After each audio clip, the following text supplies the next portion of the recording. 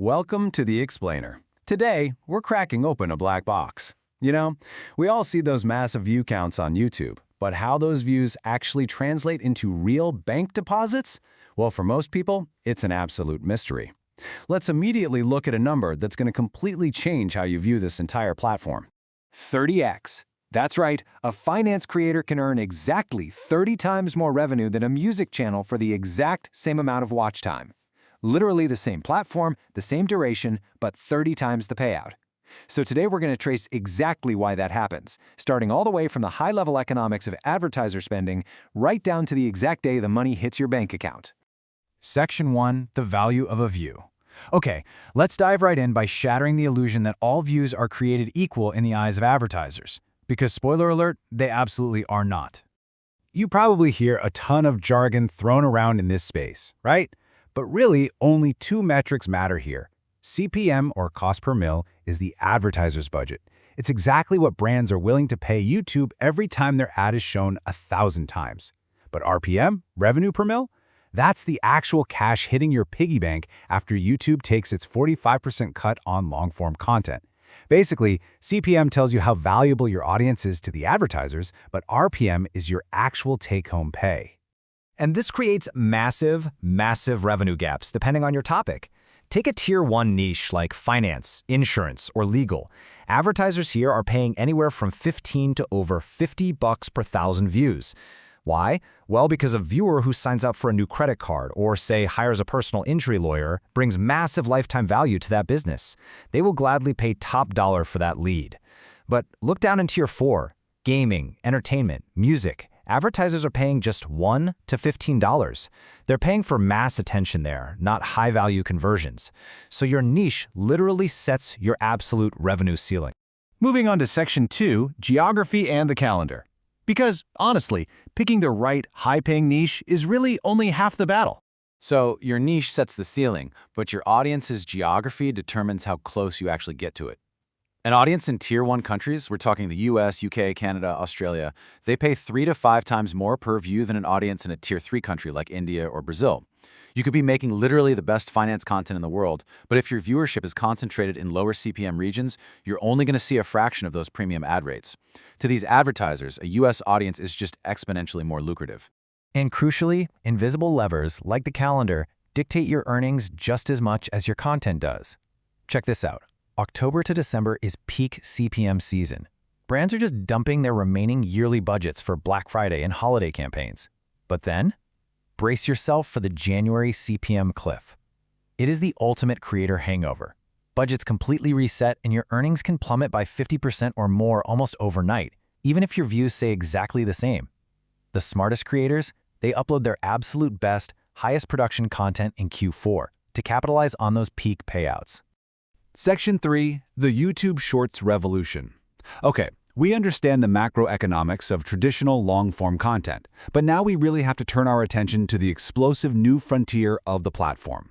70 billion. That represents the staggering number of daily views happening on YouTube Shorts as of 2024. Just to give you some context on that, it's up from 30 billion in 2021. The growth is just astronomical, and viewers are now watching way more short-form video than studio-produced TV and films.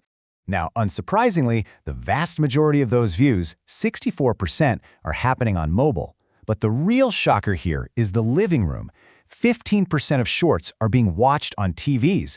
People are literally sitting on their couches, casting vertical shorts to their massive flat screens. This isn't just a format for killing time on the bus anymore. It is rapidly capturing premium living room attention. This vertical scrolling experience is totally built for rapid consumption, and it's turning shorts into the ultimate marketing funnel. Creators and brands alike are using this rapid-fire engagement to quickly build an audience, racking up subscribers at a pace that traditional long-form videos rarely, if ever, achieve. And hey, because the attention is there, the advertising dollars are following right behind. Since December 2023, advertisers have actually been able to target ads specifically to Shorts campaigns. Agencies like USIM are reporting massive reach and highly engaged audiences. This means brands can now intentionally put their budgets directly into the Shorts feed, rather than just crossing their fingers and hoping their horizontal ads fit nicely. So, with 70 billion daily views, massive subscriber growth, and major brands jumping on board with specialized ad campaigns, you might be tempted to ask yourself this very question. Should you abandon your long-form content entirely to just chase this viral vertical trend? Well, here is the brutal reality check, a 95% gap.